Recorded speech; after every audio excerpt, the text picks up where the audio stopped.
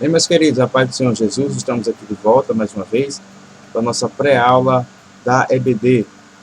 Estamos estudando agora a nossa quinta lição do quarto trimestre, material utilizado da nossa escritora Betel, órgão oficial da Assembleia de Deus Ministério de Madureira. Enviar aqui a minha saudação de paz a todos os irmãos que estão nos ajudando, nos acompanhando. Você vai aí compartilhando nosso vídeo, curtindo, comentando também, deixe o seu comentário e que você possa compartilhar com outras pessoas para eles terem um aproveitamento nas lições da nossa EBD. Vamos fortalecer as nossas escolas dominicais, fazer com que o povo entenda que o melhor meio de nós estarmos firmes e saudáveis espiritualmente é estudando a palavra de Deus. Então vamos à nossa quinta lição com o tema Mente, Vontade e Emoções restaurados pelo Senhor. Então vamos dar prosseguimento ao nosso estudo. Bem, a nossa lição fala sobre mente, vontade e emoções restauradas pelo Senhor. Texto áureo, a carta aos Efésios, capítulo de número 5, versículo 17. Pelo que não sejais insensatos, mas entendei qual seja a vontade do Senhor. Os objetivos da nossa lição: primeiro, é conhecer as três áreas da alma. Segundo objetivo, que deve ser alcançado durante a exposição em classe, é ensinar sobre a liberdade de escolha. Terceiro é falar sobre as emoções e sua vulnerabilidade. Então, esses objetivos devem ser alcançados pelo professor durante a exposição da aula. Bem, queridos, em teologia nós temos uma parte que estuda a constituição do ser humano, que é a disciplina de antropologia. Dentre outros temas que a antropologia discute, em especial quero destacar aqui a parte que especificamente fala sobre a constituição do ser humano. E se destacam duas linhas proeminentes, a dicotomia e a tricotomia, ou dicotomista e tricotomista. Basicamente, a linha dicotomia entende que o homem é constituído da parte material e da parte imaterial, ou seja, espiritual. E a linha tricotomista entende que o homem é constituído de corpo, alma e espírito, em três partes. Ou seja, dicotomia, duas, onde o homem é constituído apenas de duas partes, material e espiritual. E nessa visão dicotomista, a parte espiritual, ela é constituída de corpo, alma e espírito, que são a mesma coisa nessa visão dicotomista. Só que a gente acredita que a Bíblia, ela fala da constituição do ser humano, que mais se alinha com a visão tricotomista, onde o homem é constituído de corpo, alma e espírito, sendo que a alma e o espírito são diferenciados. Então nós preferimos ficar com a visão tricotomista, que nós entendemos que a Bíblia então nos embasa, nos fundamenta que dessa maneira é a constituição do ser humano. Tricotomista, corpo, alma e espírito. A alma se expressa através do corpo, e ela abriga as três principais faculdades, que são a mente, a vontade e as emoções. Os salmos de Davi retratam o quão inconstante nós somos. Num momento nós estamos ardentemente desejando a presença de Deus, mas em outros estamos tão envolvidos que nem reservamos um tempo a sós com Ele. Alegrias e tristezas, abatimentos e vigor, dúvidas e certezas se intercalam frequentemente. Podemos definir a alma como sendo a vida física e inteligente do ser humano. No entanto, nós encontramos nas Escrituras outros significados para o termo alma. Alma com o sentido de respiração da vida. No hebraico do Antigo Testamento, a palavra nefesh, alma, significa respiração da vida, ou vida física. Quando Raquel, esposa de Jacó, morreu, a Bíblia diz, ao sair-lhe a alma, nefesh. Subtende-se que se trata de vida física. Notemos que a alma do filho da viúva de Sarepta voltou a ele. Com isso, então, percebemos, queridos, que os vários significados que a palavra alma pode ter, ela será esclarecido a depender do contexto que for lido.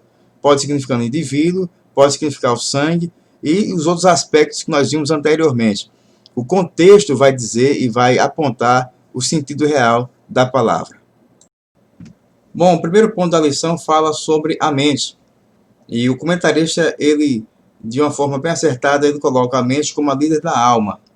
Romanos, no capítulo 12, versículo 2, nos diz: E não vos conformeis com este século, mas transformai-vos pela renovação da vossa mente, para que experimenteis qual seja a boa, agradável e perfeita vontade de Deus.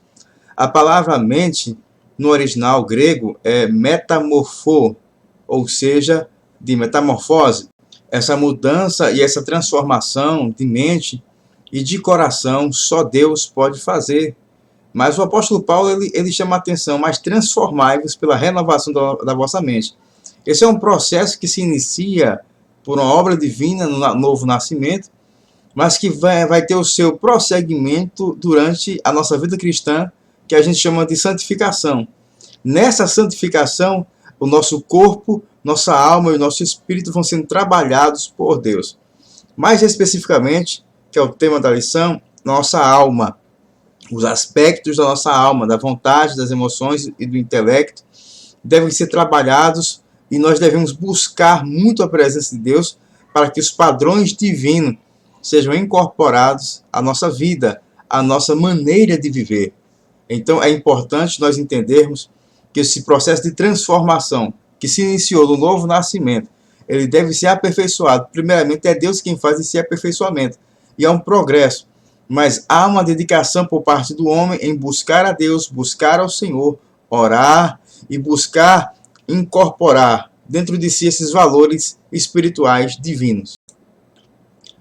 O apóstolo Paulo ele fala na sua carta aos Filipenses, no capítulo 4, versículo 8, a seguinte frase: finalmente, irmãos, tudo que for verdadeiro, tudo que for nobre, tudo que for correto, tudo que for puro, tudo que for amável, tudo que for de boa fama, se houver algo excelente ou digno de louvor, pensem nessas coisas. Em outra versão diz: e ocupe o vosso pensamento, que nisso ocupe o vosso pensamento. A nossa mente, ela deve ser ocupada com coisas que venham edificar a nossa alma. Já diz um ditado popular que mente vazia é a oficina do diabo. Em que você tem ocupado a sua mente? Então, enche-se da palavra de Deus, enche-se de louvores que venham elevar a sua alma, que venham alimentar a sua alma, o seu espírito ser fortalecido em Deus. Nós percebemos que aquilo que a gente alimentar mais será fortalecido. Se você alimentar mais a sua carne será fortalecida. Mas se você alimentar o seu espírito com coisas que vão edificar, com a palavra de Deus, então você será fortalecido. A nossa alma é um dos componentes que nós já estudamos. Um dos componentes da nossa alma é a nossa mente. E a nossa mente, como diz o comentarista da lição, ela é a líder da alma. Então, aquilo que você alimentar, que ocupar, que fazer a sua mente se ocupar, vai interferir na sua visão espiritual. A sua alma vai estar sendo alimentada com coisas que edificam. Então, esse é o primeiro ponto da lição, falando sobre a nossa mente, e Paulo esclarece muito bem como nós devemos tratar a nossa mente, com coisas espirituais, alimentando a alma com coisas espirituais, e não com coisas carnais. O segundo ponto da lição nos fala sobre a vontade, e isso aqui é bem interessante, porque nós temos a orientação bíblica que devemos fazer a vontade de Deus. E um dos elementos da nossa alma é a vontade. Então vimos que na nossa alma destacam-se principalmente a mente, a vontade e as emoções. Mas nesse segundo aspecto vamos focar na vontade. Então nós entendemos aqui nesse segundo ponto sobre a vontade, que a vontade nossa ela é corrompida pelo pecado. Mesmo tendo a nova natureza em Cristo Jesus, por estarmos nesse corpo corruptível ainda, nessa carne corrompida pelo pecado, nós ainda estamos sujeitos a fazer a vontade da nossa carne. E a vontade da nossa carne, ela leva o homem ao pecado. Então nós percebemos que a orientação da palavra de Deus é que nós busquemos fazer a vontade de Deus. Nós busquemos fazer a vontade do Senhor. Jesus nos mostra isso perfeitamente em seu ministério. Conforme o relato do ministério de Jesus, ele sempre buscava fazer a vontade do Pai. Pois a vontade do Pai ela é boa, perfeita e agradável, e é a melhor para nós. Bom, nesse terceiro ponto aqui, iremos falar sobre as emoções. Através das emoções, nós expressamos o nosso sentimento de amor, alegria, tristeza, ódio. Elas refletem o que está dentro do nosso interior. E isso é legítimo, porque Deus nos fez assim. Agora, Deus não quer que as emoções sejam o regente da nossa vida. Nós não devemos ter a vida regida pelas emoções. Dessa forma, entendendo que a partir do momento que entregamos a vida a Cristo, a nossa vida passa a ser regida segundo os padrões de Deus. E isso, irmãos, é glorioso. Quando nós passamos a entender que não pertencemos mais a este mundo, mas pertencemos a Deus, como diz o escritor bíblico, que fomos transportados do reino das trevas para o reino da luz. Então, nesse reino da luz, os padrões são outros, a vida é outra, o foco é outro. Então, passamos a viver em novidade de vida. E em Cristo nós entendemos que o ser humano ele vai sendo restaurado na sua totalidade. Conforme nós estudamos aqui sobre a nossa mente e a vontade, as nossas emoções devem ser trabalhadas por Deus e devemos então nos dedicar a isso. A restauração das nossas emoções, segundo o padrão bíblico, segundo o padrão de Deus, vai nos fazer enxergar um problema do ponto de vista divino. A partir do momento que nós trabalharmos com a visão espiritual e não humana, terrena, entendermos que Deus ele é o soberano, o governador, o que supre as nossas necessidades, trataremos então das nossas emoções segundo o que a Bíblia apresenta de Deus para nós. Que Deus em Cristo te abençoe, que você possa meditar brevemente nesse vídeo que foi feito com o intuito de auxiliá-lo no entendimento da lição que será estudada nesse domingo.